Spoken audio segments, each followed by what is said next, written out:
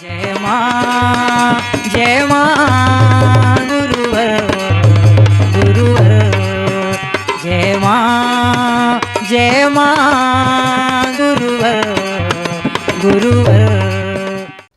बोल परमहंस योगीराज शक्ति पूज्य महाराज की जय गुरुवर की जय गुरुवर की जय गुरुवर की जय गुरुवर की जय गुरुवर की जय गुरुवर की जय गुरुवर की जय गुरुवर की आगे वालों जय गुरुवर की पीछे वालों जय गुरुवर की दाएं वालों जय गुरुवर की बाएं वालों जय गुरुवर की बोलो बोलो जय गुरुवर की हम भी बोले जय गुरुवर की जय गुरुवर की जय गुरुवर की जय गुरुवर की जय गुरुवर की जय गुरुवर की जय गुरुवर की जय गुरुवर की जय गुरुवर की बोलो बोलो जय गुरुवर की बोलो भ्राता जय गुरुवर की तुझे न भाता जय गुरुवर की सबको मिल जाता जय गुरुवर की जय गुरुवर की जय गुरुवर की जय गुरुवर की जय गुरुवर की जय गुरुवर की जय गुरुवर की हाथ उठा के जय गुरुवर की ताली बजा के जय गुरुवर की जय गुरुवर की जय गुरुवर की जय गुरुवर की जय गुरुवर की गुरुवर आ गए जय गुरुवर की दर्शन कर लो जय गुरुवर की झोली भर लो जय गुरुवर की जन्म पकड़ लो जय गुरुवर की माँ से मिलाते जय गुरुवर की दुख मिटाते जय गुरुवर की खुशियाँ पाते जय गुरुवर की जय गुरुवर की जय गुरुवर की जय गुरुवर की जय गुरुवर की जय गुरुवर की जय गुरुवर की हम भी बोले जय गुरुवर की तुम भी बोलो जय गुरुवर की जय गुरुवर की जय गुरुवर की जय गुरुवर की जय गुरुवर की ब्रह्मा बोले जय गुरुवर की विष्णु बोले जय गुरुवर की शंकर बोले जय गुरुवर की देव भी बोले जय गुरुवर की दानव बोले जय गुरुवर की मानव बोले जय गुरुवर की जय गुरुवर की जय गुरुवर की जय गुरुवर की जय गुरुवर की आगे वालों जय गुरुवर की पीछे वालों जय गुरुवर की आवाज ना आई जय गुरुवर की जोर से बोलो जय गुरुवर की जय गुरुवर की जय गुरुवर की जय गुरुवर की जय गुरुवर की पूरब बोले जय गुरुवर की पश्चिम बोले जय गुरुवर की उत्तर बोले जय गुरुवर की दक्षिण बोले जय गुरुवर की दसों दिशाएं जय गुरुवर की झूम के गाएं जय गुरुवर की जय गुरुवर की जय गुरुवर की जय गुरुवर की जय गुरुवर की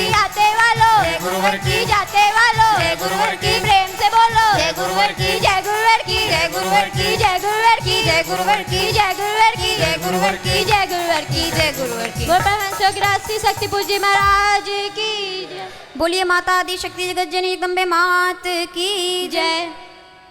जयकारा जयकारा जयकारा मैया का बोलो जयकारा जयकारा जयकारा जयकारा मैया का बोलो जयकारा के गूंजे ये दिल्ली सारा मैया का बोलो जयकारा गूंजे दिल्ली सारा मैया का बोलो जयकारा के प्रेम से बोलो जय माता की सारे बोलो जय माता की जय माता की जय माता की जय माता की जय माता की जो भी बोला जय माता की तर गया चोला जय माता वो माँ का प्यारा जय माता की आश्रम सिधारा जय माता की जय माता की जय माता की जय माता की जय माता की जय माता की जय माता। अरे बोलो भ्राता जय माता क्या तुम्हें न भाता जय माता सब कुछ मिल जाता जय माता कुछ मोल न लगता जय माता की शर्म को छोड़ो जय माता की जय माता की जय माता की जय माता की जय माता की नर्तन पाया जय माता क्यों व्यर्थ गवाया जय माता की सफल बना लो जय माता की व्यर्थ न गवाना जय माता की जय माता की जय माता की जय माता की जय माता की जय माता की जय माता माँ शेरों वाली जय माता माँ जोतों वाली जय माता माँ लाटो वाली जय माता माँ मैरों वाली जय माता माँ चिंतपूर्णी जय माता पहाड़ों वाली जय माता चामुंडा देवी जय माता की वैष्णो देवी जय माता माता कंकाली जय माता की जगत सवाली जय माता की झोली खाली जय माता की झोली भर लो जय माता की जय माता की जय माता की जय माता की जय माता की दशो दिशाएं जय माता की झूम के गाएं जय माता की जय माता की जय माता की जय माता की जय माता की आते बोलो जय माता की जाते बोलो जय माता की सबसे बोलो जय माता की जब भी बोलो जय माता की सुबह भी बोलो जय माता की शाम को बोलो जय माता की जय माता की जय माता की हर पल गूंजे जय माता की हर पल बोलो जय माता की जय माता की जय माता की जय माता की जय माता। अरे हाथ उठा के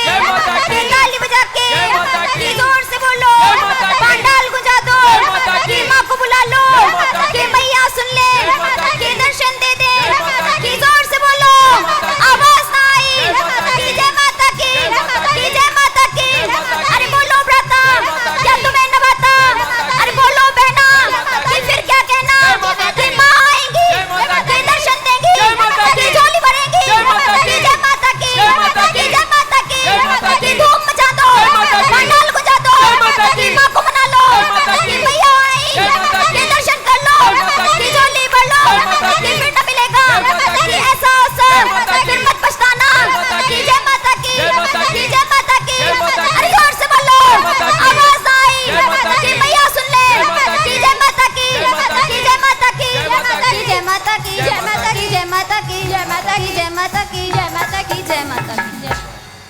माता आदि शक्ति जगत जननी जगदम्बे मात की जय। बोलिए परमहंस योगीराज श्री शक्ति पुत्र जी महाराज की जय। माता स्वरूपम देवी स्वरूपम प्रकृति स्वरूपम प्रणम्यम प्रणम्यम प्रणम्यम प्रणम्यम। बोल माता आदि शक्ति जगजननी जगदम्बा माते की। आज इस शक्ति चेतना जन जागरण शिविर के द्वितीय दिवस यहाँ उपस्थित अपने समस्त चेतनांशों, अपने शिष्यों, माँ के भक्तों, श्रद्धालुओं, जिज्ञासुओं एवं इस व्यवस्था में लगे हुए समस्त कार्यकर्ताओं को अपने हृदय में धारण करता हुआ माता आदि शक्ति जगजननी जगदम्बा का पूर्ण आशीर्वाद प्राप्त करता हुआ अपना पूर्ण आशीर्वाद आप समस्त लोगों को समर्पित करता हूँ।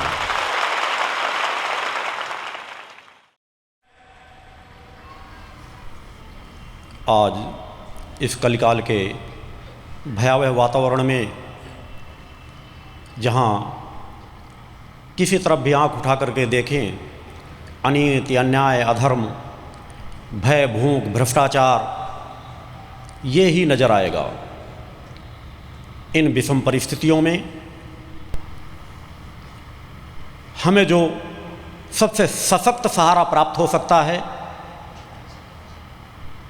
वह मात्र एक सहारा है माता आदि शक्ति जगजननी जगदम्बा का, उस ममतामयी माँ का जिसे ब्रह्मा विष्णु महेश भी माँ कह करके पुकारते हैं। हर विषम से विषम परिस्थितियों में जिन्हें देवाधिदेवों ने भी स्मरण किया, आज का पुनः वह भयावह वातावरण है जहां कलिकाल अपने चरम सीमाओं पर पहुंच चुका है। पुनः यदि हम अपने अशांत मन में शांति चाहते हैं तो केवल और केवल माता भक्ति आदि शक्ति जगजननी जगदम्बा की साधना से ही, उनकी आराधना से, उनकी भक्ति करने से ही हमें शांति और समृद्धि की प्राप्ति हो सकती है। इस भूतल में समस्त देवी देवताओं से अगर सबसे सहज, सरल, सुगम अगर कोई साधना है तो यह साधना है माता भक्ति आदि शक्ति जगजननी जगदम्बा की। माता की आराधना में आपसे अनेकों अज्ञानता में अनेकों त्रुटियां, अनेकों गलतियां क्यों न हो जाएं, माँ सदैव क्षमा करती रहती हैं। माँ तो क्षमावान होती ही हैं। यदि हमें माँ नहीं क्षमा करेंगी तो क्षमा करेगा और कौन? हम उनके अंश हैं। मेरे द्वारा आपको यह अवगत कराया गया है कि हम आप सभी उसी परम सत्ता माता भक्ति आदि सत्यजनी जगदम्बा के अंश हैं, उनके पुत्र हैं। यह समस्त सृष्टि उस परमेश्वरी माता भक्ति आदि सत्यजनी जगदम्बा की है। आपके अंदर, मेरे अंदर वह अजर अमर अविनाशी आत्म तत्व जो बैठा है वह किसी न किसी अजर अमर अविनाशी आत्म तत्व का ही अंश होगा। इस सत्य को सदैव स्मरण रखें। और वह अजर अमर अविनाशी केवल माता भक्ति आदि सत्य जगजननी जगदम्बा है जो हमारी जननी है। और हम अपनी जननी से जितना दूर जाएंगे, एक अबोध बच्चे को उसकी माता की गोदी से दूर ले जाओ तो दुखों तकलीफों के अलावा उसे कभी कुछ और नहीं प्राप्त हो सकता। भूखा होगा, बिलखेगा, रोएगा, कमजोर होता चला जाएगा और एक न एक दिन मृत्यु के काल का ग्रास बन जाएगा। उसी प्रकार हम आपके जीवनों में जो भी समस्याएं, जो भी संघर्ष हैं, वह मात्र इसलिए कि हम मूल जननी को भूल गए हैं। हमारी मूल इष्ट कौन है, हमारी मूल जननी कौन है, उस हम जननी को भूल चुके हैं। जब हम अपनी जननी को, अपने जन्म देने वाली जननी को ही भूल जाएंगे, उधर से मुख मोड़ करके दूसरी ओर मुख कर लेंगे, तो हमारा जीवन अशांत होता चला जाएगा। मैं नहीं कहता अन्य देवी देवताओं की साधना आराधना न करो। सभी देवी देवता हमारे आराध्य हैं, पूज्य हैं, इसलिए मेरे द्वारा हमेशा कहा जाता है किसी भी देवी देवताओं के मंदिरों में जाओ, वहाँ नमन करो, उनका आशीर्वाद लो। और आशीर्वाद यह लो कि अगर आप हमें कुछ भी आशीर्वाद प्रदान कर सकते हैं तो आपका आशीर्वाद हमारे लिए फलीभूत हो, हम उस परमेश्वरी के और चरणों के कुछ नज़दीक पहुँच सकें, उसकी और कुछ कृपा को प्राप्त कर सकें, हम अपनी जननी के पास जा सकें। जिस तरह अगर कोई बच्चा अपने माता पिता से बिछड़ जाए और उसे लगे कि कोई मुझे कुछ बता सकता है, जानकारी दे सकता है, कहीं कुछ सामर्थ्य हो, तो सबसे पहले यही पूछेगा मेरे माता पिता कहाँ हैं। अतः सभी देवी देवताओं का हर काल परिस्थितियों में किसी न किसी समस्या के समाधान के लिए उनकी उत्पत्ति हुई है। मगर आज समाज दिशा भ्रमित होता जा रहा है, मूल सत्य से दूर होता जा रहा है। और जब मूल सत्य से दूर होगा तो ये विषमताएं सहज भाव से आएंगी। और जो जो हम उस परम सत्ता के नजदीक अपनी चेतना को पहुंचाते जाएंगे, हमारी शांति समृद्धि सहज भाव से बढ़ती चली जाएगी। हमारी मन शक्ति प्रबल होगी, हमारी बौद्धिक क्षमता प्रबल होगी, हमारी शारीरिक क्षमता प्रबल होगी, हमारी प्राण क्षमता प्रबल होगी। यह सहज स्वभाव है। और इस कलिकाल में माता भक्ति के अनेकों स्वरूप हैं। आप किसी स्वरूप की आराधना कर सकते हैं, मगर जो सबसे ज़्यादा इस कलिकाल के भयावह वातावरण में आपके लिए सहयोगी है वह माता महिषमर्दिनी के स्वरूप की आराधना करें। माता महिषमर्दिनी के स्वरूप की आराधना करने से समस्त देवी देवताओं की आराधना का एक साथ फल प्राप्त हो जाता है और उस परम सत्ता का आशीर्वाद तो प्राप्त होता ही है। सबसे सहज सरल साधना। अतः उस परम सत्ता की आराधना में नित्य प्रति कुछ समय दो, उस सत्य को जानो, समझो, पहचानो। जब तक आप अपने जीवन में सुधार नहीं लाएंगे तब तक आपके जीवन में शांति आएगी भी नहीं। समृद्धि कितनी भी हासिल कर लें मगर शांति को नहीं प्राप्त कर सकोगे, मन अशांत रहेगा। इसलिए आज किसी भी धनाढ्य से धनाढ्य परिवार को देखो, लाखों में 2-4 नजर आ जाएं, मैं नहीं कहता, मगर उनका पूरा परिवार अशांत होगा। बेटा सोचता कब बाप मर जाए उनकी गद्दी मैं पा जाऊं, उनकी धन संपत्ति का मैं मालिक बन जाऊं। पत्नी पति का कहना नहीं मानती, पति पत्नी के कहने में नहीं चलता, पुत्र माता पिता का अनादर करते हैं, सब कुछ होते हुए सूप पीने के लिए बाध्य हैं, नाना प्रकार की बीमारियों से ग्रसित हैं। तो धन समृद्धि हमारे जीवन का सत्य नहीं है। सत्य है हम मानव हैं, हमारे अंदर पहले मानवीय मूल्यों का जो खजाना है वह मानवीय मूल्यों के खजाने को हम हासिल करें। हमारी अपनी क्षमताएं क्या हैं, हमारी अपनी चेतना शक्ति क्या है, हम अंदर के खजाने को जितना जागृत कर लेंगे ये भौतिकतावाद के खजाने पैर से ठोकर मारने के बराबर हो जाते हैं। माता भक्ति की आराधना के लिए आपको अनेकों 15-20 वर्षों से लगातार हर शक्ति चेतना जनजागरण शिविर में अनेकों साधना के मार्ग बतलाए गए हैं। चेतना मंत्र दिया गया, त्रिशक्ति महामंत्र दिया गया, माँ और ओम 2 बीज मंत्रों का एक सशक्त माध्यम दिया गया कि आप अपने शरीर का यदि मंथन करना चाहते हैं, शरीर की ऊर्जा शक्ति को जगाना चाहते हैं तो और कुछ मंत्रों का जाप नहीं कर सकते, उनके बारे में कोई जानकारी नहीं, तो ये तो हर व्यक्ति, अनपढ़ से अनपढ़ व्यक्ति, अज्ञानी से अज्ञानी व्यक्ति इन 2 बातों को तो याद कर सकता है, 2 शब्दों को, माँ और ओम। यह माँ और ओम प्रथम चरण पर जीवन, आध्यात्मिक जीवन जी रहे साधकों के लिए भी है और उच्च कोट से उच्च कोट के सिद्ध साधकों के लिए भी यह माँ और ओम उतने ही सहायक हैं। इससे आपकी चेतना शक्ति में मंथन होता है, सुषुम्ना नाड़ी में मंथन होता है। आकार उकार माकार ओम के माध्यम से हम अंदर की ओर प्रवेश करते हैं और माँ के माध्यम से अंदर की शक्ति को हम बाहर की ओर लाते हैं। सबसे सहज और सबसे सशक्त 2 बीज मंत्र,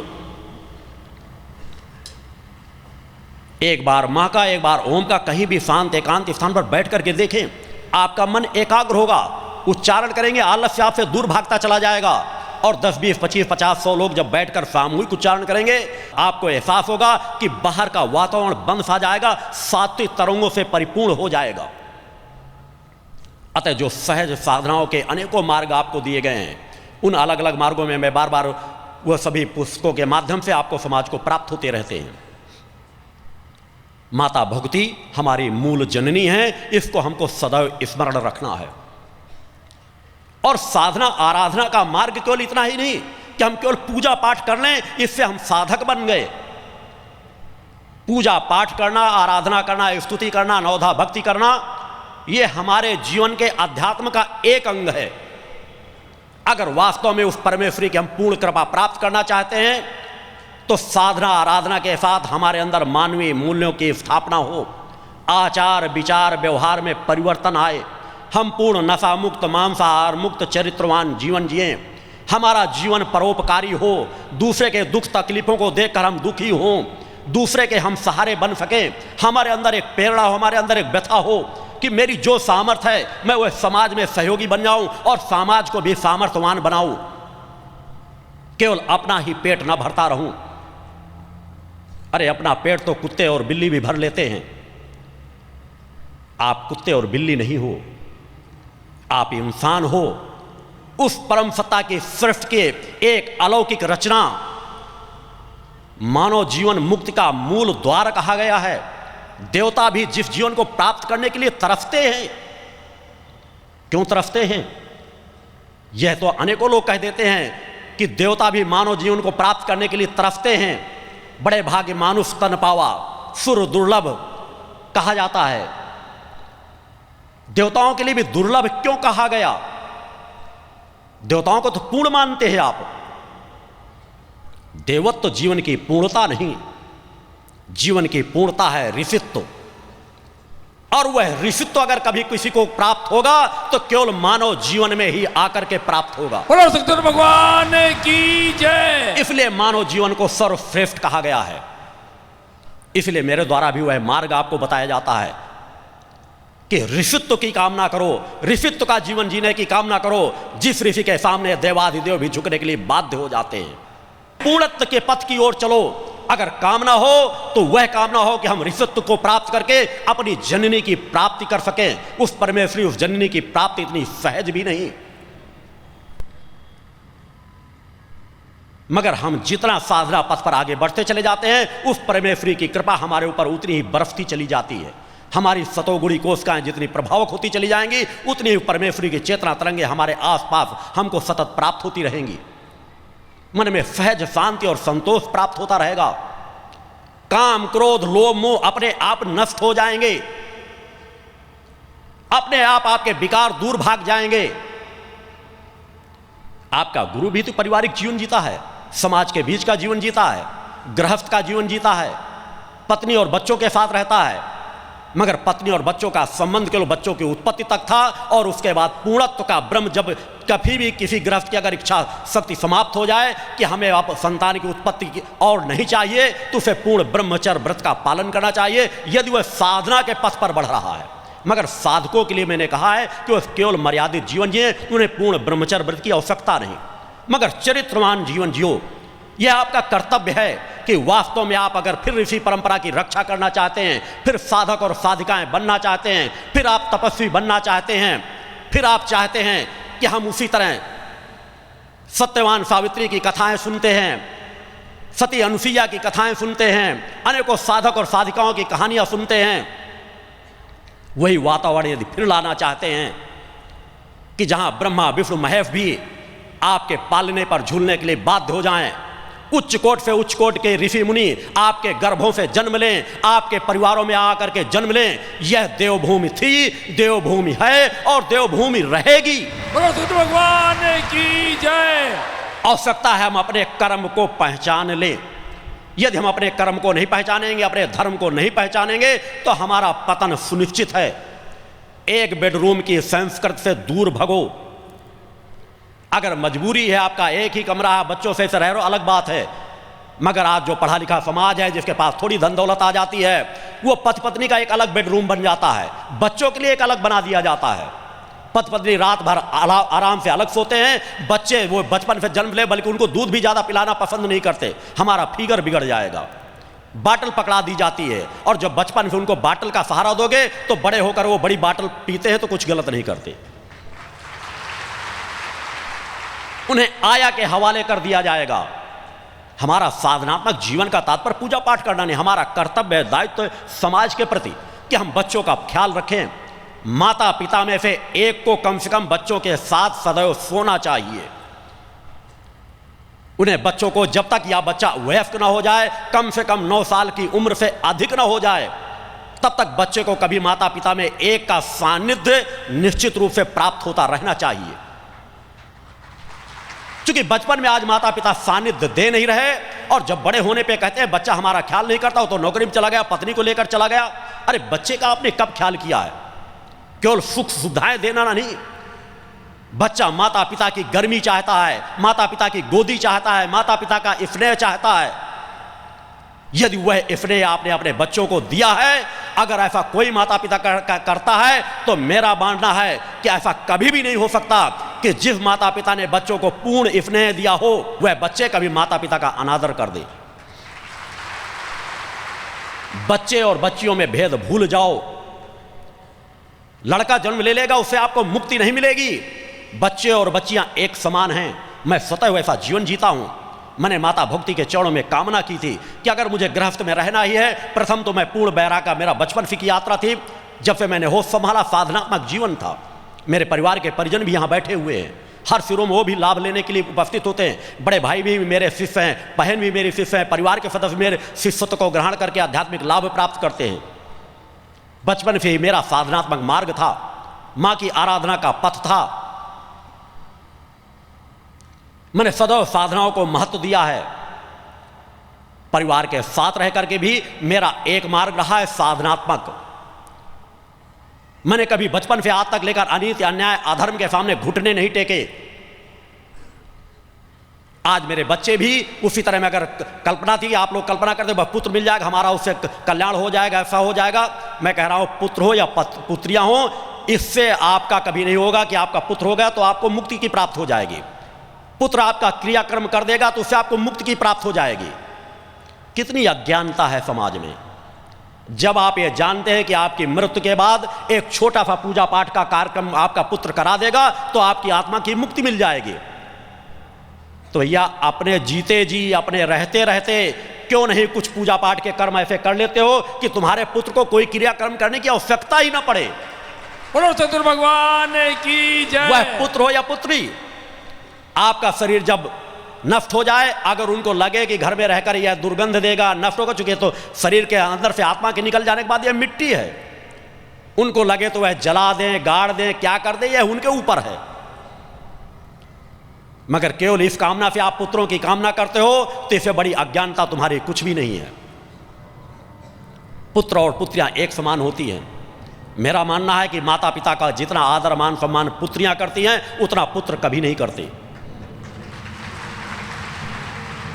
पुत्रियों को भी पुत्रों के समान दर्जा दे करके देखो, तुम्हारा घर खुशियों से भर जाएगा। यह जीवन की वजह से कि आपको सभी पहलुओं में सुधार चाहिए, धर्म अध्यात्म सभी क्षेत्रों में। आप जीवन कैसा जीते हैं, आपका परोपकारी जीवन होना चाहिए, बड़ों का आदर मान सम्मान करना चाहिए, आचार विचार व्यवहार में परिवर्तन होना चाहिए, अनीति अन्याय अधर्म के खिलाफ मुखर स्वर आपका होना चाहिए। मगर आप सब लोग इससे विहीन होते जा रहे हो। उस परम सत्ता की आराधना भूलते जा रहे हैं, अपनी जननी को भूलते जा रहे हैं, केवल भौतिकतावाद में दौड़ते चले जा रहे हो। धन मिल जाए और धन में तुम अपना धन पाने के चक्कर में तुम अपना धर्म भी गंवा देते हो। उस परमेश्वरी की आराधना करके देखो, भक्ति करके देखो, तृप्ति शांति और संतोष प्राप्त होगा। वह अलौकिक क्षमता प्राप्त होगी जिसकी आपने कभी कल्पना भी नहीं की। आपका गुरु भी ऐसा जीवन जीता है। मैंने कभी धन बल का सहारा नहीं लिया। 15-16 साल की उम्र की अवस्था से मैंने अपने परिवार का ऋण नहीं रखा। अपने कर्म से उपार्जित धन के माध्यम से अपना जीविकोपार्जन करता हूं, अपने परिवार का जीविकोपार्जन करता हूं। समाज का आज भी दान दक्षिणा का 1 रुपए को मैं अपने पारिवारिक जीवन में उपयोग नहीं करता। अगर 1 रुपया कहीं लग जाता तो 10 की उसकी भरपाई करता हूं। समाज का दिया हुआ अगर 1 रुपया भी आता है तो जन कल्याणकारी कार्यों में लगता है। यही ऋषि का एक मार्ग रहता है। अतः अध्यात्म में पहले तुम साधक की श्रेणी को प्राप्त करो, साधनात्मक जीवन जीने की क्रियाएं सीखो। आज निश्चित है समाज एक अनादर के भाव से देखता है। आप पूजा पाठ करने वाले आपको हे दृष्टि से देखेगा, साधु संतों को हे दृष्टि से देखा जाता है। निश्चित है गलतियां अनेकों मार्गों से हुई हैं। ये जो जगह जगह आपको आप तो पूजा पाठ करते हो, पूजा पाठ करो, आपको अन्य कीजिए, उसका क्या मतलब? इसलिए कि आज जो एक अपने आप को सभ्य समाज मानता है, भौतिकतावाद के चक्रव्यूह में जो ग्रसित हो चुका है, जिनके अंदर असुरी प्रवृत्ति हावी हो चुकी है, वह आपको तो अपने से अलग मानेंगे ही। वो आपको समझते हैं कि आप किसी दूसरे लोक के प्राणी आ गए हो, एलियंस मानते हैं, हे दृष्टि से देखेंगे। मगर वह दिन दूर नहीं कि एक न एक दिन समाज ऐसे लोगों को हे दृष्टि से देखेगा। बोलो सतगुरु भगवान की जय। यह कलिकाल का भयावह वातावरण है। यहां राक्षस बड़े बड़े दांत बीभत्स स्वरूप लेकर नहीं आएंगे। आज इस कलिकाल के, इस काल के वातावरण में ये राक्षसी प्रवृत्ति के ही लोग तो हैं जो केवल धन अर्जन में लगे हैं। कोई करोड़ों करोड़ों का घपला कर रहा है, कोई धर्म को माध्यम बनाकर घपला कर रहा है, धर्म के माध्यम बनाकर लुटेरा बना हुआ है, कोई राजनीति को माध्यम बनाकर लुटेरा बना हुआ है, कोई व्यवसायिक संस्थानों को माध्यम बनाकर लुटेरा बना हुआ है। करोड़ों करोड़ों अरबों अरबों की संपत्ति इकट्ठा करते हैं, एक एक रात में करोड़ों करोड़ों रुपए की पार्टी करते हैं, अय्यासी करते हैं, शराब पीते हैं, मांस खाते हैं, नग्नता का प्रदर्शन करते हैं। राक्षस क्या करते थे? यही तो करते थे। रात रात भर पार्टियां चलती थी। कौन गरीब मर रहा है, 125 करोड़ देश की जनता तड़प रही है, कराह रही है, भूखमरी का शिकार है, फटे हाल रह रही है, एक एक समय के लिए भोजन नहीं है, और वह एक एक रात में करोड़ों करोड़ों रुपए नष्ट करते हैं। सुबह से शाम तक बात शराब के नशे में धुत रहते हैं। उनके माता पिता धन संग्रह में रत हैं और बेटे लुटाने में रत हैं। कोई आवाज नहीं उठाता। समाज को आंख उठा करके देख लो कि आज कितना अय्यासी का वातावरण समाज में आ चुका है, नग्नता का वातावरण समाज में छा चुका है, और वह अधर्मी अन्यायी अपने आप को सभ्य समाज का कहते हैं, जबकि वह असुरी शक्तियों से ग्रसित हैं, असुरी समाज के लोग हैं, और देवत्व के समाज को वह हे दृष्टि से देखते हैं। चूंकि कलिकाल का चरमोत्कर्ष का समय है, मगर मैंने कहा युग परिवर्तन का संधिकाल प्रारंभ हो चुका है। अब उनको सुधरना पड़ेगा ही। अगर नहीं सुधरेंगे तो उन्हें भक्ति मानव कल्याण संगठन सुधारने की क्षमता रखता है। बोलो सतगुरु भगवान की जय। हमारा प्रथम प्रयास रहता है कि हम परिवर्तन पर विश्वास रखते हैं, कि हम उनके भी हृदय को जीतेंगे, उनके भी जीवन में परिवर्तन लाएंगे, और अगर जहां परिवर्तन ना ला सके तो उनके अस्तित्व को भी नष्ट करने में हमें देरी नहीं लगेगी। उनके अस्तित्व को नष्ट करने के लिए उनके शरीर को नाश करने की जरूरत नहीं, उनकी शक्ति सामर्थ्य को नष्ट कर देने की जरूरत है। जिस तरह माता भगवती ने रक्त बीज का रक्तपान करके रक्त बीज के अस्तित्व को नष्ट कर दिया, आज इनकी सामर्थ्य है, जो इनका जनबल है, इनका धनबल है, इनके उस धरातल को खिसका देने की जरूरत है। और समाज में सब कुछ सामर्थ्य है। हमने जिस धर्म युद्ध की घोषणा की है, जिस धर्म युद्ध का शंखनाद किया है, हम तपोबल के माध्यम से, अपनी आत्मिक शक्ति के बल के माध्यम से समाज में परिवर्तन लाएंगे, और जहां पर भी आवश्यकता पड़ेगी अपने तपबल के माध्यम से उनके अस्तित्व को भी नष्ट करने की सामर्थ्य आपके गुरु के पास है। बोलो सतगुरु भगवान की जय। वह समाज में परिवर्तन भी लाया जाएगा।